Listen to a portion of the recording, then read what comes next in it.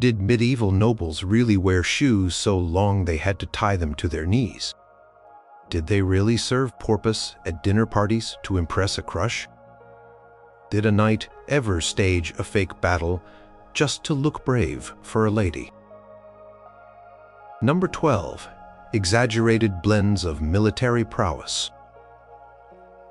Sir Gaston de Bois, a lord of considerable lands but restless ambition, found himself in a predicament familiar to many medieval gentlemen. He desired the hand of Lady Isolde, whose sharp wit and graceful bearing were the talk of the duchy. She had seen countless knights joust and heard endless tales of bravery in battle. But Gaston sought something more, something that would set him apart from the common throng of admirers. He decided that a grand display of his military might, without the messy inconvenience of actual warfare, was the perfect solution. This would be a performance of power, a ballet of steel and disciplined men, all for her discerning eyes. Gaston began his preparations months in advance. Messengers were dispatched to every corner of his domain, summoning all his sworn knights, every man-at-arms, and every archer under his command. His castle grounds, sprawling and well-maintained, were chosen as the stage for this spectacle. Carpenters were hired to erect temporary viewing stands draped with colorful banners bearing Gaston's personal heraldry, a fierce golden wolf on a field of deep forest green. These stands were positioned strategically to give Lady Isolde the best possible vantage point. Tailors worked day and night to produce new livery for his personal retinue. Tunics dyed in Gaston's colors, crisp and unblemished. Each man's armor was polished until it gleamed like liquid silver in the sun, and the horses were groomed to a lustrous sheen, their manes braided with ribbons. On the appointed day, the air thrummed with anticipation. Lady Isolde, accompanied by her retinue and several other distinguished guests, took her seat in the central viewing stand, her gaze curious and watchful. Trumpets blared from the main gate of the castle, a long drawn-out call that signaled the start of the show. First came the mounted knights, some 50 strong, their lances held upright, their armored forms shimmering. They rode in perfect formation, their chargers moving with synchronized precision, the ground vibrating under the thunder of hooves. Gaston himself rode at their head, his own armor exceptionally ornate, adorned with gold filigree and a flowing red plume on his helmet. He guided his powerful warhorse with an easy confidence, his eyes briefly meeting Lady Isolde's as he passed. Next, a contingent of foot soldiers marched onto the field, hundreds of men-at-arms in heavy chainmail, their swords and axes catching the light. They performed complex drills, moving as one, their movements crisp and practiced. They formed a defensive square, then advanced in a wedge, their shields interlocking. Clang of steel against steel, though controlled, echoed ominously. The archers, distinguished by their long bows and quivers brimming with arrows, followed, demonstrating their skill by firing volleys at straw targets placed at extreme distances. Arrows hissed through the air, finding their marks with surprising accuracy, each thud a testament to their training. Then came the grand finale, a mock siege. Carpenters had constructed a small wooden tower designed to look like a miniature fortress. Gaston's men, divided into attackers and defenders, engaged in a simulated assault. Ladders were thrown against the tower walls, and men scaled them with practiced ease, their shouts echoing across the grounds. There were no real injuries, of course, as the weapons were blunted and the movements carefully choreographed, but the illusion was convincing. Men tumbled dramatically from ladders, wounded by arrows that whistled harmlessly past. Gaston himself led the final charge, dismounting to join his men at arms in a staged breach of the tower's gate. His sword flashed as he fought his way through a group of defenders, pouting his personal martial prowess. The entire display lasted for hours, a relentless exhibition of power and discipline. The sheer number of men, the cost of their equipment, their training, and the spectacle itself spoke volumes about Gaston's wealth and influence. It was a clear message. This was a lord who could command loyalty, who possessed a formidable force, and who was not afraid to deploy it, even for a show. As the mock siege concluded, with Gaston standing atop the captured tower, trumpets blared once more, and a collective roar of appreciation rose from the assembled guests. Lady Isolde, though maintaining her composed expression, was observed to lean forward slightly, a faint smile playing on her lips. Chroniclers of the age often noted such magnificent military reviews as a way for nobles to impress their peers and demonstrate their importance, even when actual battles were far away. Number 11. Arts of conspicuous consumption. Duke Armand was renowned throughout the region, not only for his vast estates, but also for his extravagant lifestyle, which sometimes bordered on the truly baffling barhan. When the beautiful and highly sought-after Lady Eleanor arrived at his castle for a series of festive gatherings, Armand saw an unparalleled opportunity to showcase his boundless wealth in a way that would leave no doubt about his standing. He decided to employ the ancient art of conspicuous consumption, making sure every expense was not just grand, but openly, almost wastefully lavish. This was not about practical luxury, but about demonstrating so much surplus that it could be thrown away with a flourish. The first hint of Armand's intentions came at the inaugural banquet. The grand hall, usually lit by a dozen or so beeswax candles, was now ablaze with hundreds. Clusters of thick, costly beeswax tapers, imported from distant lands, flickered from every sconce and chandelier, their sweet scent filling the enormous room. This was in broad daylight, mind you, the midday sun still streaming through the high arched windows, making the artificial illumination entirely unnecessary. Yet, the Duke insisted, explaining that true magnificence knew no boundaries of natural light. Servants dressed in newly tailored liveries of deep crimson and gold moved silently through the hall, ensuring that any candle that showed the slightest sign of dimming was instantly replaced with a fresh, expensive one. The feast itself was a marvel of excess. The tables groaned under the weight of countless dishes, far more than any assembly of people could possibly consume. There were roasted wild boars, entire oxen, dozens of pheasants, and an unending stream of rich pastries and tarts. What truly stood out, however, was the sheer volume of rare spices used. Cinnamon, nutmeg, cloves, and saffron, all imported from the distant east at immense cost, were heaped liberally onto every dish, to the point where the flavors often became muddled. Servants circulated with silver bowls brimming with spiced wine, offering it freely, and when a guest merely tasted a goblet and set it down, it was often quietly collected and discarded, never to be refilled for another. It was an unspoken rule that nothing was reused, signaling an inexhaustible supply. During the meal, Armand made a show of his generosity. As the guests began to satisfy their appetites, he rose from his seat, a large, heavy purse appearing as if by magic in his hand. With a theatrical gesture, he strode to one of the large windows overlooking the castle courtyard, where a small crowd of local peasants and beggars had gathered, drawn by the commotion.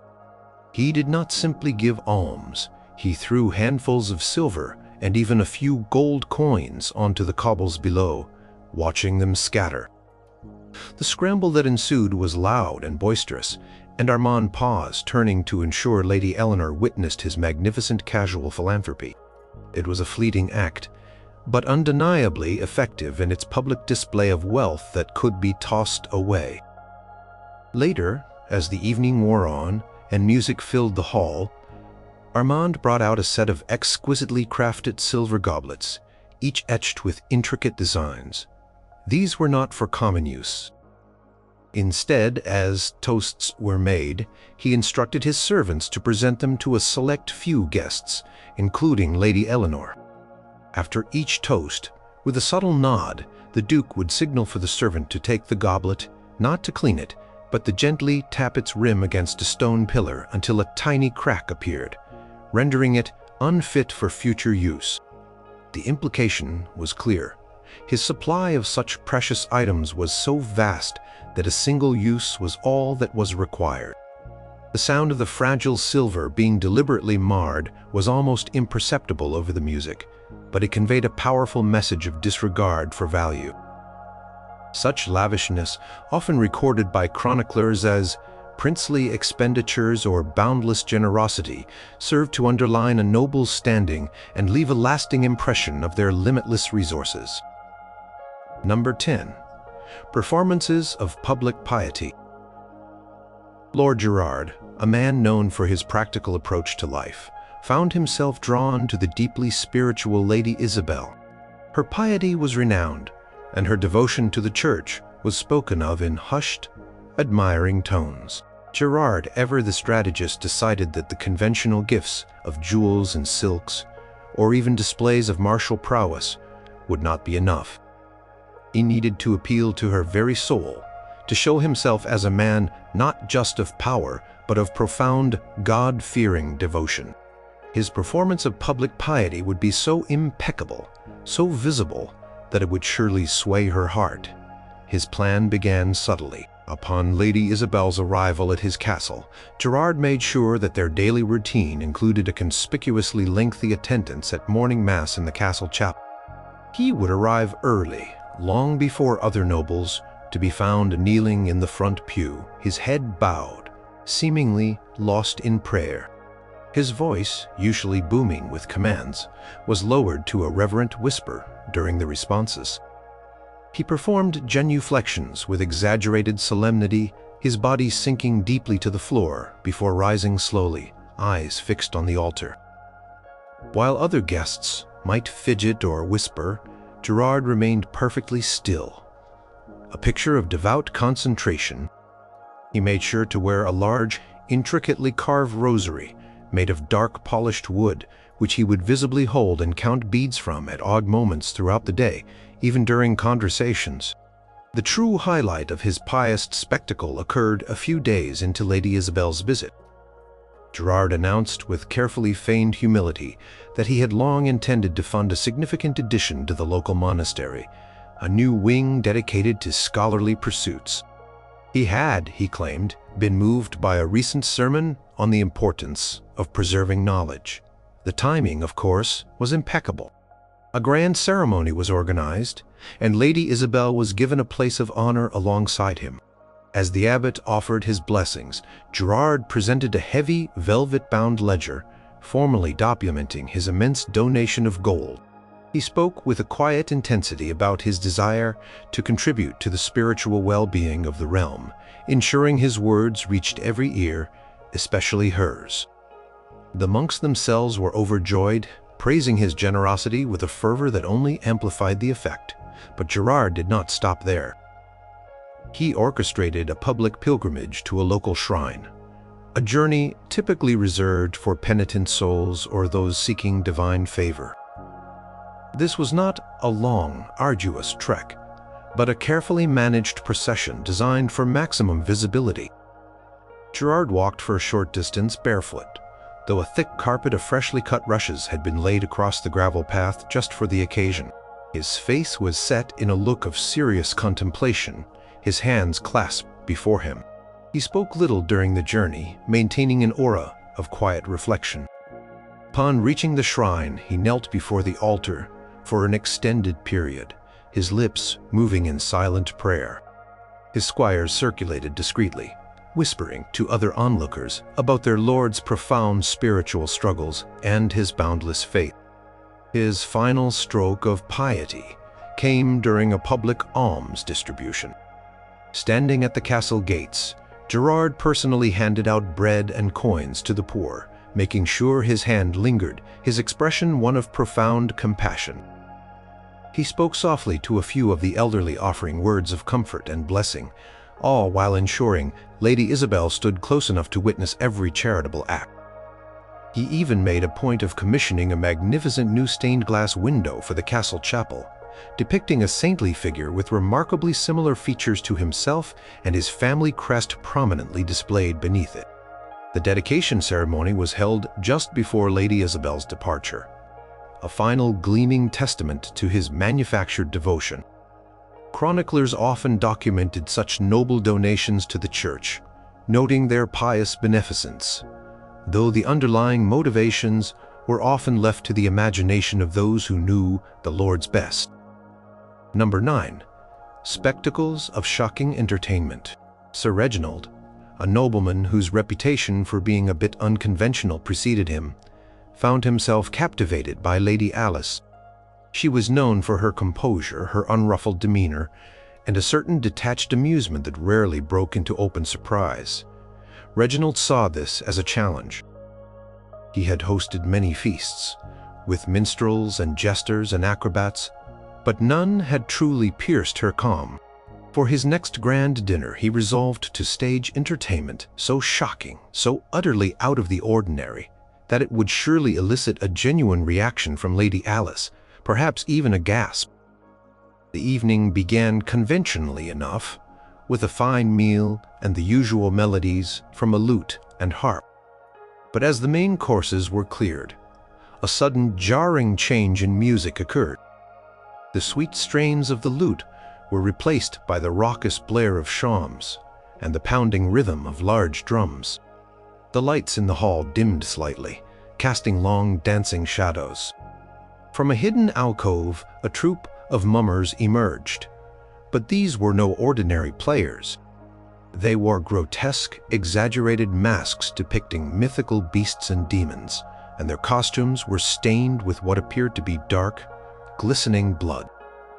Their performance was a violent tableau, a dramatization of an ancient legend involving a brave knight and a fearsome dragon. But this was no genteel play.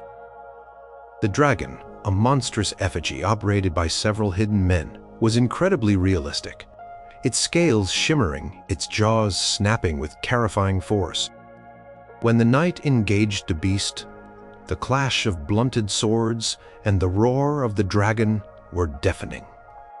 Then came the blood.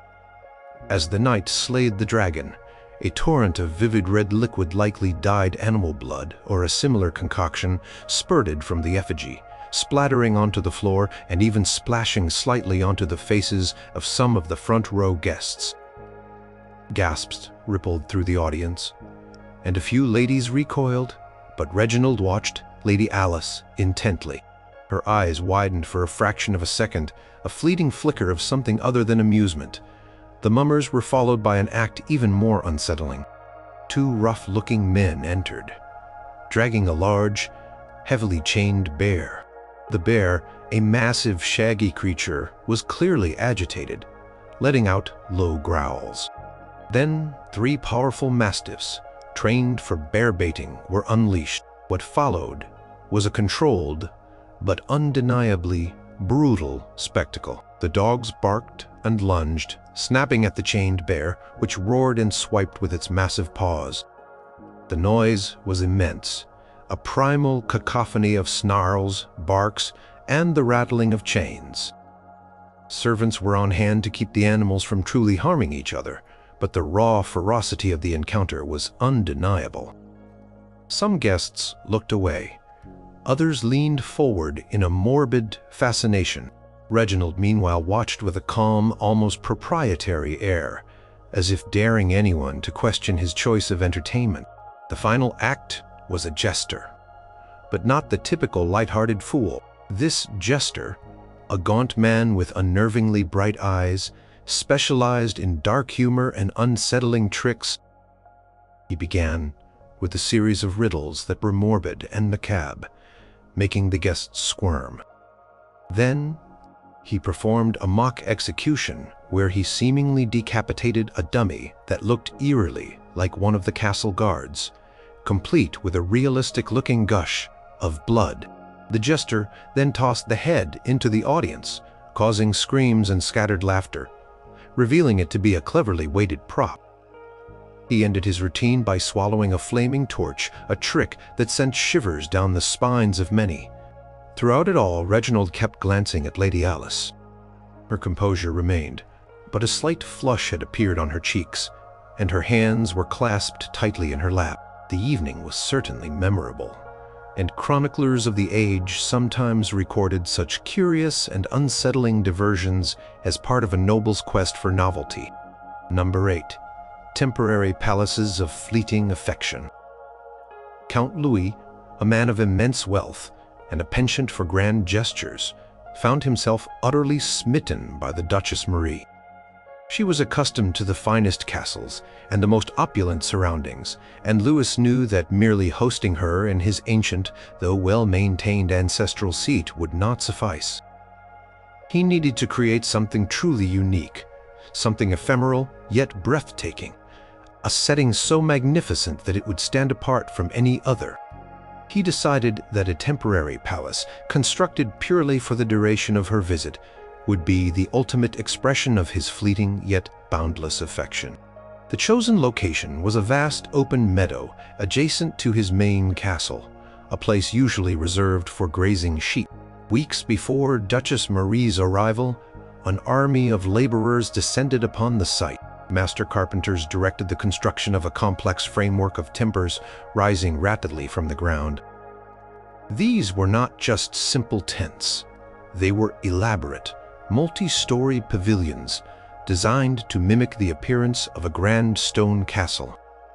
False turrets and battlements were erected, complete with painted details to simulate crumbling stone and moss.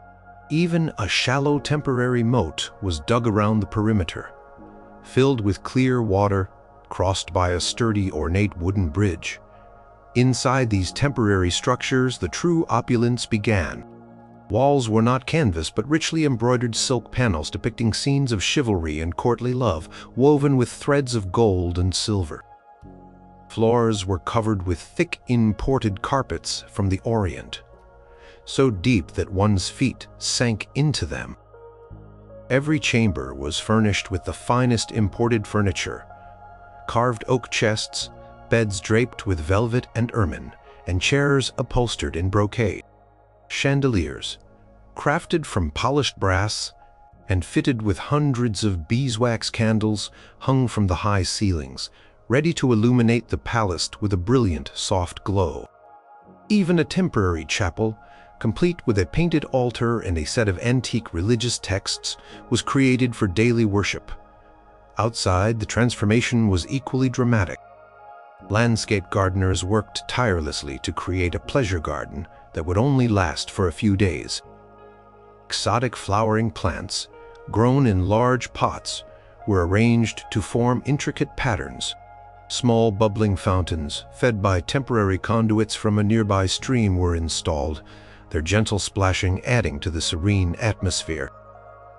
A small hidden orchestra played soft melodies from behind a screen of flowering bushes, adding an ethereal soundtrack to the Duchess's strolls through the newly created grounds. When Duchess Marie arrived, her carriage passed through the hastily constructed but impressively grand gates of this temporary wonder. Her expressions, usually composed, showed a flicker of genuine astonishment. She was led through the sprawling complex, from the magnificent banqueting hall large enough to seat hundreds, to the private apartments prepared just for her, complete with their own antechamber and even a personal bathing chamber with heated water. The sheer scale of the undertaking, the vast expense poured into something so utterly impermanent, spoke volumes. This was not a structure built to last centuries. It was a fleeting monument to one man's extravagant desire to impress one woman. Louis himself moved through his temporary creation with a proud, almost dismissive air, as if such lavishness was merely a trifle. Accounts from the period, while rare for such brief structures, sometimes speak of fabric palaces or Kansas castles erected for significant events or to entertain especially esteemed guests, marvels of design and colossal expense. Number 7. Hunts for outlandish quarry. Lord Balthazar was a man of action, renowned for his prowess in the saddle and with a hunting spear. But Lady Clara, the object of his considerable affection, was herself a spirited and adventurous woman, not easily impressed by the usual deer hunt. Balthazar knew he needed to showcase his courage and skill in a way that surpassed mere boar hunting. He needed a quarry so outlandish, so dangerous, that facing it would undeniably prove his mettle and stir her admiration. He decided to stage a hunt for a beast few nobles had ever encountered, let alone bested. His agents traveled far and wide, through dark forests and over rugged mountains until they found what Balthazar sought, a magnificent, truly enormous wild bull known for its ferocity and unpredictable temper. It was carefully captured and transported, under heavy guard, to a secluded, heavily wooded section of Balthazar's vast estate. The area was then secretly enclosed, ensuring the bull could not escape, but also guaranteeing a concentrated dramatic confrontation. This was not a hunt for sustenance, but for pure spectacle. On the morning of the hunt, Lord Balthazar donned his finest hunting attire, a tunic of forest green velvet, adorned with silver embroidery. His retinue of huntsmen, armed with long spears and bows, were gathered, their faces set in grim anticipation. Lady Clara, wrapped in a warm cloak, was positioned at a safe but visible vantage point, a specially constructed platform overlooking a clearing, accompanied by her ladies and a few trusted guards. The hounds, a pack of powerful wolfhounds, bred for tracking dangerous game, were unleashed, their baying echoing through the trees. The chase was orchestrated for maximum drama. The bull, driven from its hiding place by the hounds and beaters, burst into the clearing with a furious roar, its breath pluming in the crisp morning air. It was a formidable beast, its horns thick and menacing, its eyes red with fury. Balthazar, mounted on his finest warhorse, a powerful black destrier, galloped forward, spear poised. He circled the enraged animal, demonstrating his superb horsemanship, dodging its furious charges. The scene was chaotic and thrilling, the hounds barking, the bull bellowing, the crack of Balthazar's whip echoing. Finally, after a series of close calls and near misses, Balthazar expertly maneuvered his horse to present a clear shot.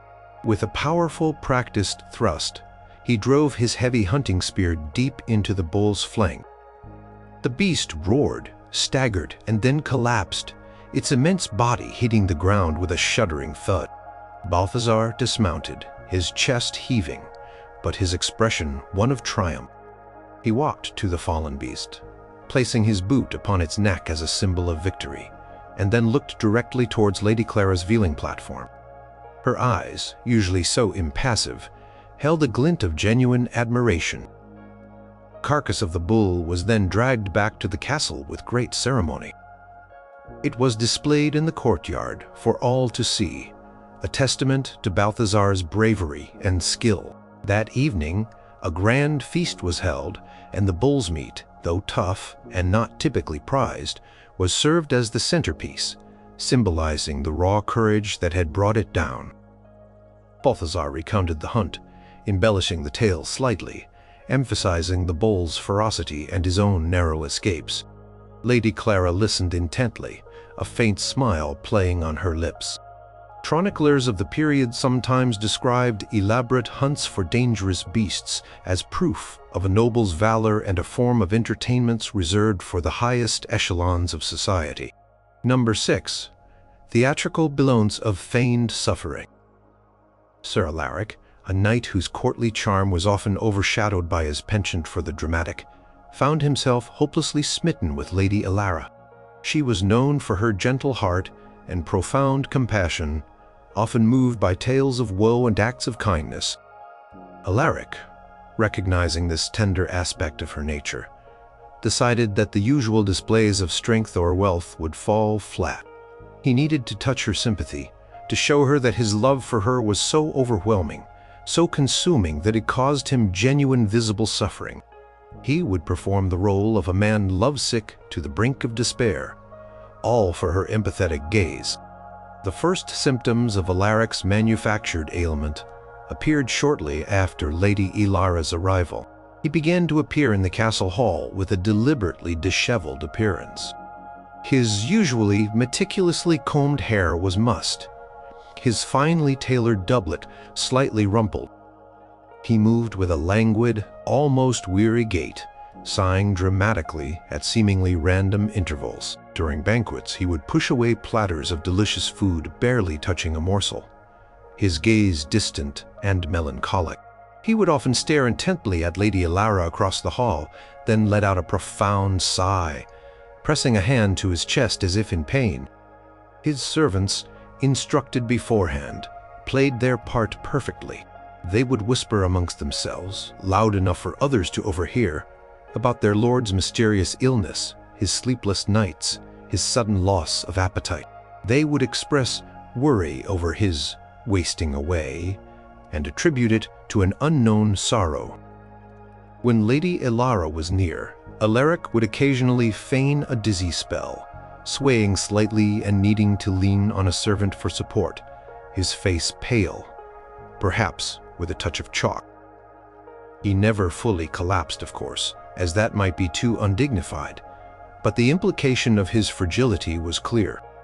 One morning, Alaric announced that he was simply too unwell to rise from his bed, consumed by an unbearable melancholy. Messages were sent to Lady Ilara, describing his profound suffering and his constant murmuring of her name in his delirium.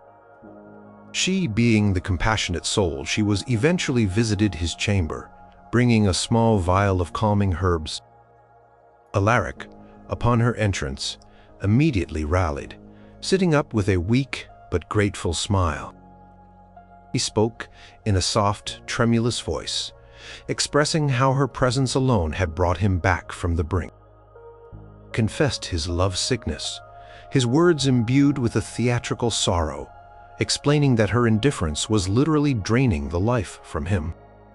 To further solidify his performance, Alaric commissioned a local bard to compose a lament, a long, sorrowful song detailing the knight's profound and unrequited love, his suffering, and his lady's cruel beauty.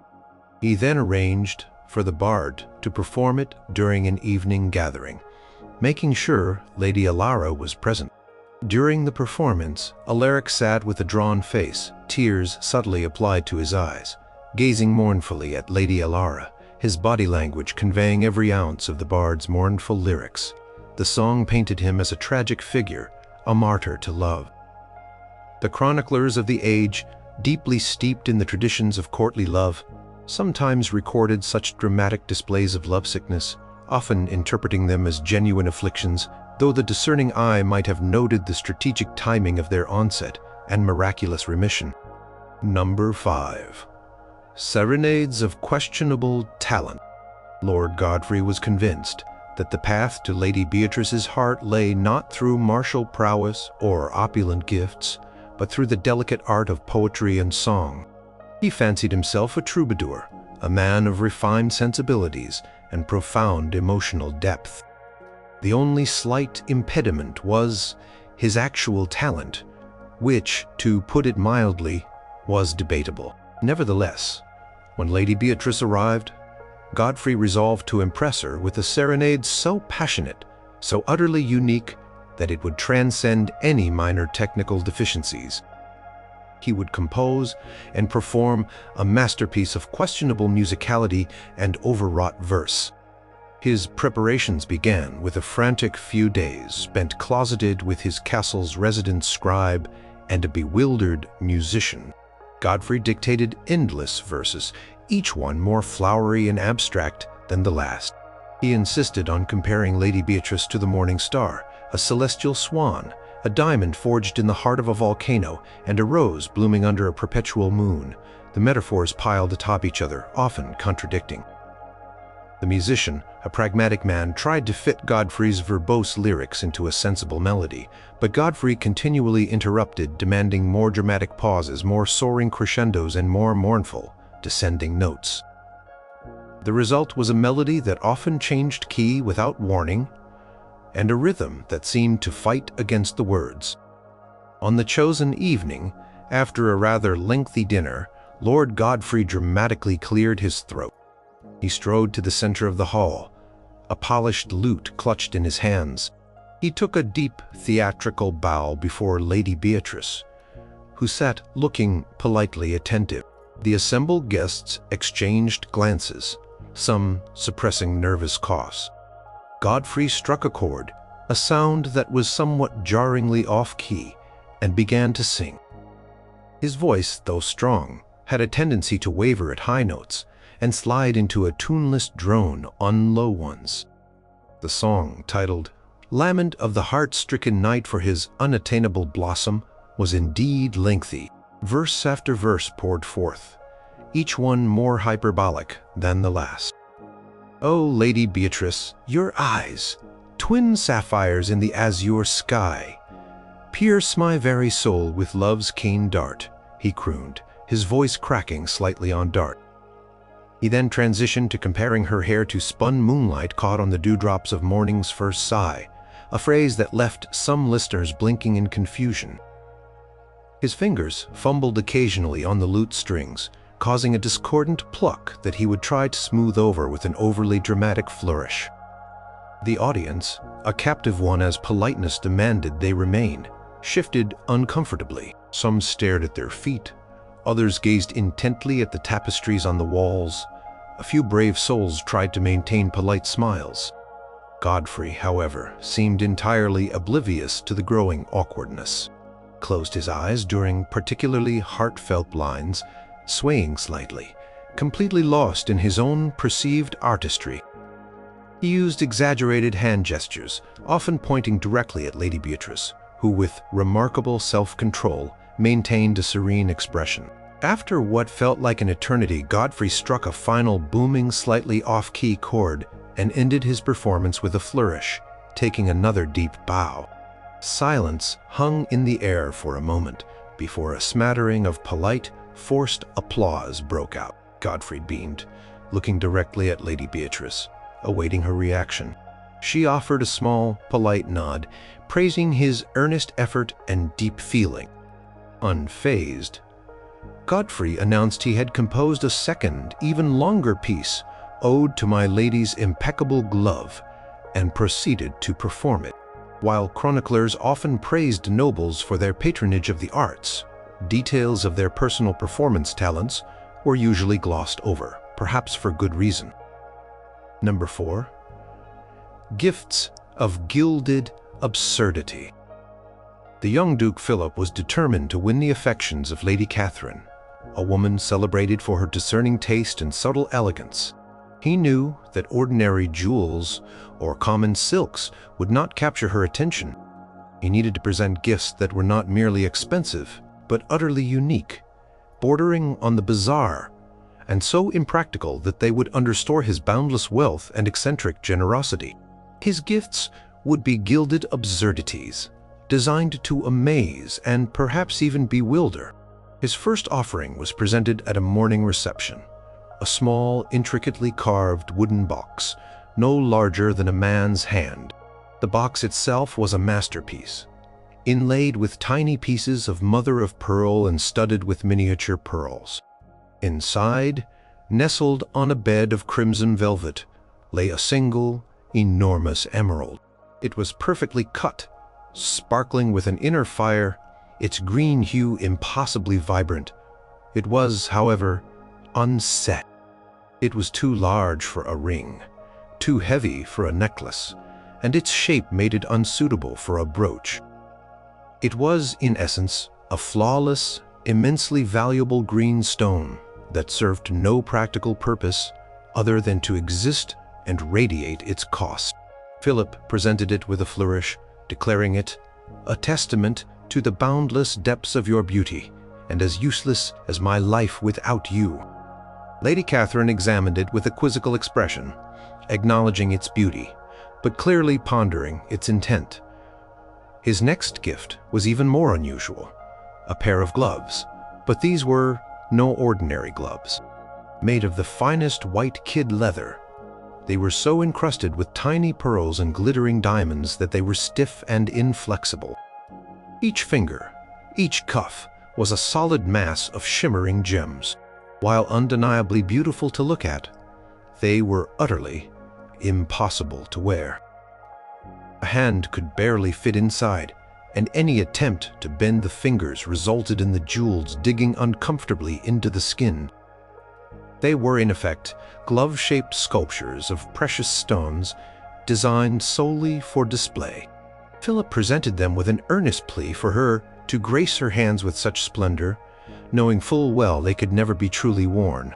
Lady Catherine accepted them with a slight incline of her head, her ladies-in-waiting exchanging bewildered glances behind her. The most shocking gift arrived a few days later, presented in a large, elaborately gilded cage carried by two strong footmen. Inside the cage was not a rare bird, but a small white monkey, imported at immense cost from a distant exotic land. The monkey wore a tiny silk jacket and cap, and clutched a miniature silver spoon. It was a charming if utterly impractical companion. It chattered incessantly, occasionally reaching through the bars to grab at the nearest object. Philip explained that he thought Lady Catherine might appreciate a touch of the untamed wilderness, tamed only by the power of true affection. The monkey, despite its charm, would require constant care, a specific diet, and was prone to making a mess. It was a living, breathing symbol of his ability to acquire anything, no matter how difficult or impractical. Finally, at a grand banquet, Philip presented a single, perfectly ripe peach, but this was no ordinary fruit. Carefully, he cut into its skin, revealing that the peach had been meticulously hollowed out and a single, flawless, immensely valuable black pearl had been inserted at its core. It was a perishable gift, a fleeting moment of combined natural beauty and profound expense. The pearl would have to be extracted and reset if it were to last beyond the evening. It was a truly absurd demonstration of wealth and ingenuity, embedding a fortune within something meant to be consumed. Lady Catherine, witnessing the unveiling of the pearled peach, could not suppress a small, surprised smile. Chroniclers of the era often noted the curious bounty or eccentric generosity of certain nobles, detailing gifts that were less about utility and more about the sheer cost and novelty of their acquisition. Number 3. Tournaments of One True Love.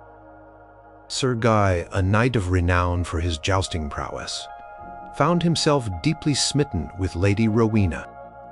She was a woman of spirit and grace, often seen cheering from the viewing stands during tournaments. While Guy had won many laurels in the grandest tourneys, he felt that his victories were often overshadowed by the sheer scale of the event. He needed to prove his devotion to her specifically and undeniably, in a way that left no room for doubt about his singular focus. He decided to stage a bespoke tournament, a pas d'armes, or passage of arms, dedicated solely to Lady Rowena's honor, making her the undeniable star of the martial spectacle. Preparations for this unique display were meticulous. Sir Guy chose a smaller, more intimate tilting ground within his own estate, ensuring that Lady Rowena would be at the very center of the action. He had special banners made, not with his own crest, but with her personal emblem, a silver rose on a field of azure. These banners fluttered from every tent and stand. His armor, usually gleaming steel, was now accented with ribbons in Lady Rowena's chosen colors, a delicate shade of sky blue and ivory. He even commissioned a custom-made lance, painted with a single large silver rose at its tip. On the day of the event, Lady Rowena was escorted to a specially constructed viewing pavilion draped in blue and ivory silks and adorned with fresh roses. As Sir Guy rode into the lists, a herald announced his presence, not with his titles but with a booming declaration, "Behold, Sir Guy, who dedicates this day's endeavors to the peerless beauty and matchless virtue of Lady Rowena. Let all who bear witness know that every thrust of his lance, every strike of his sword, is for her honor." Sir Guy then rode directly to Lady Rowena's pavilion, bowing so low that his helmet plume nearly touched the ground. His eyes fixed on her, she acknowledged him with a small, graceful nod. The jousting began, but it was far from a conventional competition. Sir Guy had invited several of his closest knightly friends, all of whom were sworn to participate in this grand theatrical display. Each time Sir Guy rode against an opponent, he would loudly declare, "For Lady Rowena," before lowering his lance. His opponent's skilled horsemen themselves made it look like a genuine contest, but always ensured that Sir Guy emerged victorious. Lances shattered with thunderous cracks, splinters flying, but never a true injury. Each time, after unhorsing an opponent or breaking his lance cleanly, Sir Guy would ride past Lady Rowena's stand, raising his blunted weapon in triumph, his gaze never leaving her. The climax came with a final staged melee. Sir Guy, now dismounted, faced 3 opponents simultaneously, their blunted swords clashing loudly against his shield. He fought with exaggerated flourishes, parrying blows and making dramatic feints. The choreography was precise, designed to showcase his strength and agility without any real danger.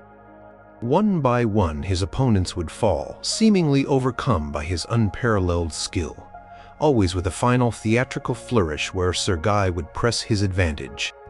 After the last foe had surrendered, Sir Guy stood triumphant, his chest heaving, his armor dented, but his spirit soaring. He then walked directly to Lady Rowena's pavilion, helmet in hand, and knelt before her.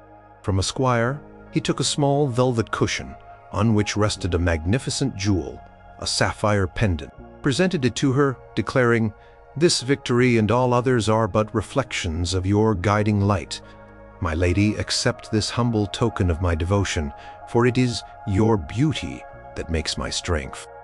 Lady Rowena, visibly moved by the sheer spectacle and personal dedication, accepted the gift with a soft smile. Accounts of such pas d'armes, where knights undertook specific martial challenges for a specific lady, were recorded in chronicles, highlighting the intensely personal nature of courtship in the chivalric age. Number 2. Fashion fiascos of exaggerated style. The young Marquis Jean-Luc, known for his relentless pursuit of the latest trends, found himself completely captivated by the sophisticated Lady Camille. She possessed an impeccable sense of style, always elegant and restrained. Jean-Luc, ever eager to impress, believed that the key to catching her eye was not subtlety, but sheer, unadulterated fashion, extremism. He decided that he would embrace the most current and outlandish styles, pushing them to an impractical and frankly absurd degree, making himself a walking, breathing fashion statement for her admiration. His first fashion declaration came in the form of his shoes, known as poulaines or krakows. These were shoes with impossibly long pointed toes, a fad that had swept through the nobility. Jean-Luc, however, took this trend to its absolute limit. His poulaines extended so far beyond his feet, nearly 2 full feet in length, that walking became a significant challenge. To avoid tripping, the very tips of his shoes were often tied up to his knees with thin silver chains, creating a strange, almost bird-like silhouette. This made ascending stairs a perilous maneuver, and he often had to be assisted by 2 footmen just to cross a room. Yet, he strode with a proud, if somewhat wobbly gait, convinced he was the epitome of fashionable daring. His outerwear, a magnificent hopeland, was another marvel of impracticality. This voluminous garment, typically a long flowing robe, was made from an exquisite bolt of imported Venetian silk, dyed in a striking shade of emerald green. But Jean-Luc had insisted on an excessive amount of fabric. The sleeves particularly were enormous, so wide that they practically served as capes, sweeping the floor as he walked, and requiring a squire to constantly hold them up to prevent them from trailing in mud or catching on furniture. The sheer weight of the fabric made even simple movements ponderous, and sitting down required a full rearrangement of the drapery. When he offered Lady Camille his arm for a stroll, the voluminous sleeve often brushed her face, an unintended but undeniable distraction. His headwear was equally ostentatious.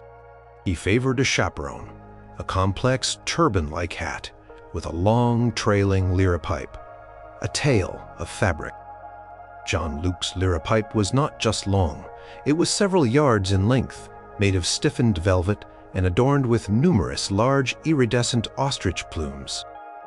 It often snagged on door frames, and he sometimes had to duck significantly to avoid striking chandeliers. The hat itself was perched precariously on his head, demanding constant adjustment to maintain its balance. Combined with his meticulously curled hair, his head seemed disproportionately large, a living feathered monument to excessive millinery.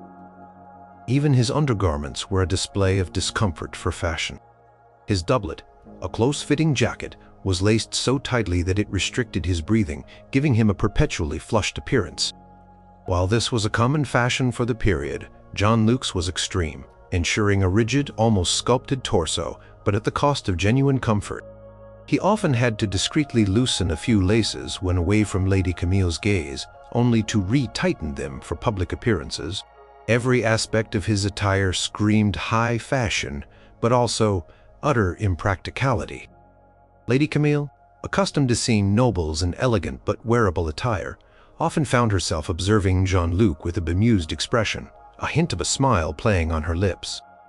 Chroniclers of the period sometimes lampooned the excesses of contemporary noble fashion, noting how some styles became so extreme, they hindered the wearer's ability to move or even eat with ease. Number 1. Grand feasts of unlikely beasts. Lord Arthur, a man of considerable influence and a rather theatrical flair, decided that the conventional feasting protocol was simply not enough to capture the attention of the discerning Lady Eleanor. She had attended countless banquets, sampled every known delicacy, and seen tables laden with the usual roasted meats and sweetened pies. Arthur resolved to shock and impress her palate, not merely with abundance, but with absolute novelty and the sheer display of his ability to procure the utterly outlandish. He planned a grand feast where the centerpieces would be creatures rarely, if ever, seen on a dining table. Preparations for this feast were a whirlwind of activity. Special chefs were brought in, renowned for their ability to prepare exotic meats and for their skill in subtleties, elaborate edible displays. The main hall of Lord Arthur's castle was adorned with tapestries depicting fantastical beasts and mythical lands, setting the stage for the unusual menu. Musicians were instructed to play lively, almost dramatic tunes. As each new course was brought out, heightening the suspense, the first spectacle to arrive was a roasted peacock, but this was no ordinary bird. It had been carefully skinned, roasted, and then meticulously reassembled with its vibrant plumage and tail feathers fanned out, standing upright on a silver platter. Its eyes were replaced with glittering jewels, and its beak, by some ingenious method, exhaled a delicate wisp of smoke, created by a sponge soaked in spiced wine. It was a stunning, if slightly eerie sight, designed to elicit gasps of awe. The meat, while edible, was often dry and stringy, but its visual impact was undeniable. Guests murmured in astonishment, pointing at the lifelike presentation. Next came the roasted swan. This majestic bird, usually a symbol of grace, was presented whole, its neck arched elegantly, its skin burnished to a golden brown crisp.